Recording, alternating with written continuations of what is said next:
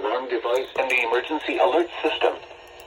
During potentially dangerous weather situations, specially built receivers are They are way early. to warn of the impending severe weather and/or hazards in south central Indiana. Like and way central early. Kentucky.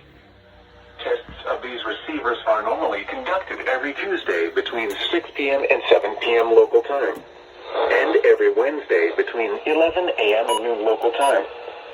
When there is a threat of or existing severe weather in the area, the test is postponed until the next available non-severe or hazard day.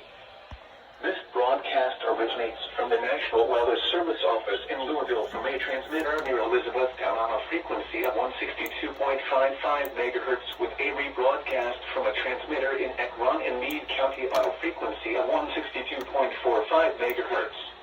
Reception of this broadcast and the warning alarm will vary at any given location to provide the most consistent warning service possible. The warning alarm will be activated for watches and warnings affecting the following counties: in south central Indiana, Floyd and Harrison; in north central Kentucky, Breckenridge, Meade, Nelson, and Washington. This concludes the test of the new weather radio warning alarm and the emergency alert system. We now return you to regular programming.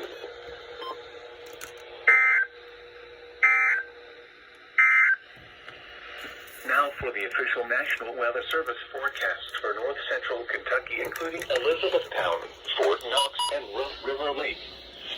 Today, mostly cloudy. Patchy fog early in the morning. Slight chance of showers late in the morning. Slight chance